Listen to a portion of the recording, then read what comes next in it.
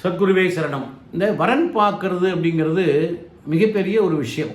இன்னைக்கு ஒரு பெண்ணு மாப்பிள்ளை ஜாதகம் பார்த்துடுறாங்க, பிடிச்சு போச்சு. சரி, பொண்ணு மாப்பிள்ளையை பார்க்கணும், மாப்பிள்ளை பொண்ணை பார்க்கணும்.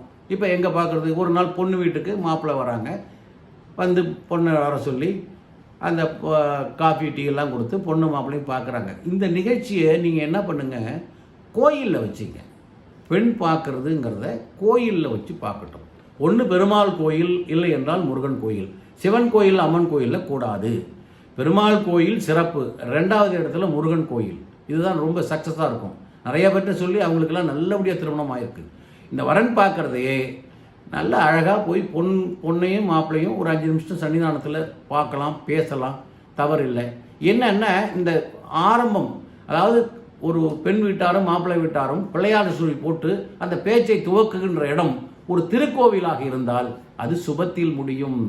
ஏன்னா முதல்ல பார்ப்பாங்க, பேசுவாங்க, நிச்சயதார்த்தம் வரலையும் வந்துட்டு அதுக்கப்புறம் பாதியில் கிணத்துல போட்ட கல்லும்பாங்க நம்ம ஊர் பக்கத்தில், அப்படியே நின்றுடும், திரும்ப தொடராது. நிறைய வரங்கள் எங்கிட்டே வராங்க, ஐயா பார்த்துட்டு போனாங்க, அதுக்கப்புறம் வரல அப்படின்னா ஜாதகத்தை பார்க்கும்போது அங்கே ஒரு சில சிக்கல்கள் இருக்கும். நான் சொல்லுவேன், இந்த பிரச்சனை இருக்குது, அதனால் இது வரலனாலும் கவலை இல்லை, வேறு வரன் பாருங்கன்னு நான் சொல்வேன். ஆனால் இது தடங்கள் இல்லாமல் நடக்கணும்னா பெண் வீட்டுக்காரரும் சரி, மாப்பிள்ளை வீட்டுக்காரரும் சரி, இந்த பொண்ணு பார்க்குறத ஒரு கோயிலில் வச்சிங்க, வீடுகளில் வைக்காதீங்க தயவுசெய்து.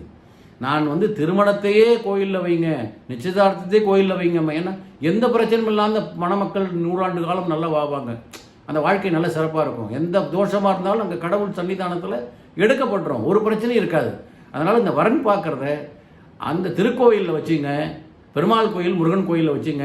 அவங்க 2 பேரும் சந்திக்கட்டும். அந்த சந்திப்பு ரொம்ப அற்புதமாக இருக்கும், சிறப்பாக இருக்கும்.